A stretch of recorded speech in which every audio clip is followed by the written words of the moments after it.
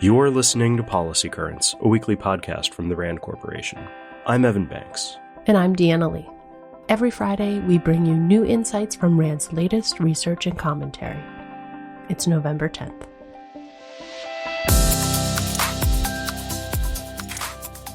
Tomorrow is Veterans Day, a time to honor the millions of Americans who have served the country. From education opportunities to civilian career transitions to housing challenges, RAND researchers have long studied the key issues facing America's veterans. Our body of work in this area really is massive, so if you want to explore all we have to offer, then rand.org/veterans is a good place to start. But in today's episode, we'll highlight recent RAND publications that focus on two interesting topics: the therapeutic use of psychedelics in veteran mental health treatment, and how to tackle food insecurity among veterans. Psychedelics like MDMA are emerging as a potentially effective treatment for mental health conditions, including PTSD and depression. Many veterans are calling for greater access to psychedelic-assisted therapy. But currently, the U.S. Department of Veterans Affairs has provided no official guidance to help its doctors even talk to their patients about these treatment options. In a recent paper, RAND researchers examined the evolving legal and policy landscape surrounding the use and supply of psychedelics. To start, here's a quick history of how we got to where we are with these drugs.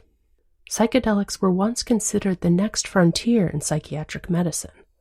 Clinical experiments showed they could be effective in treating everything from combat stress to depression to alcohol use disorder. But the close association of psychedelics with the, quote, turn on, tune in, drop out counterculture doomed them. The federal government essentially outlawed psychedelics in the early 70s. It made exceptions for research, but funding was slim to none. In recent years, psychedelics have started to get a second look. For example, researchers are now investigating MDMA for the treatment of PTSD and mood disorders. And psilocybin, the active compound in magic mushrooms, may help cancer patients by easing their anxiety. There are still a lot of questions about how psychedelics produce these effects, but for veterans groups that have been fighting for years for more effective treatments, especially for PTSD, it's the outcomes that matter most.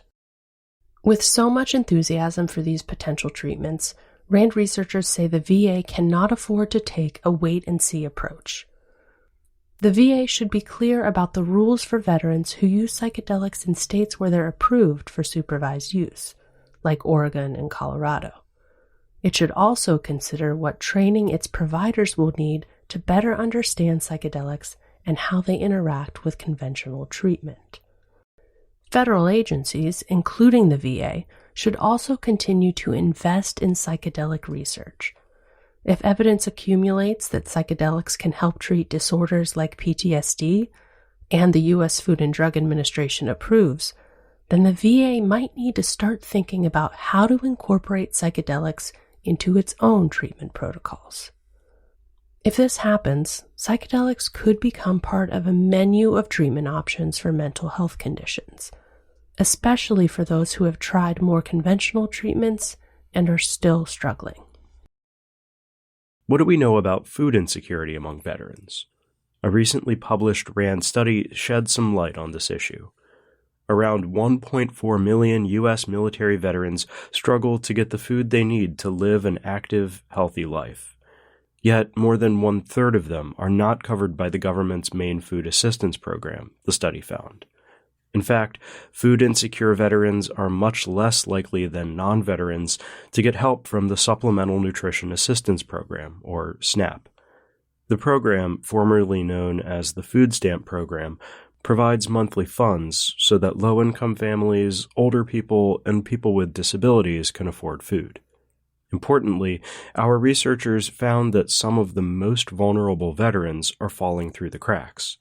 The oldest veterans, those 70 or older, were 10 percentage points less likely than similar non-veterans to get SNAP benefits.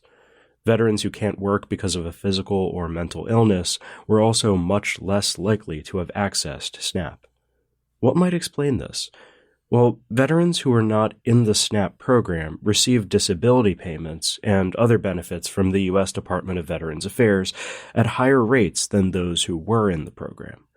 Those benefits count as income, so they may push some veterans just over the eligibility line for SNAP. These findings point to a critical need to reduce barriers to SNAP assistance. Federal policymakers should reconsider income eligibility rules, especially for older veterans and veterans with disabilities. States should consider policies that encourage more low-income veteran households to sign up. Importantly, some veterans might not even know that they qualify for SNAP. Others might stay away because of the stigma of receiving government assistance. Because of that, healthcare providers in and out of the VA should also screen all patients for signs of food insecurity. For more information on what we discussed in today's episode, check out the show notes at rand.org/podcast. You can also follow Rand on social media for more veterans-focused content this holiday weekend. Happy Veterans Day, everyone. We'll see you next week.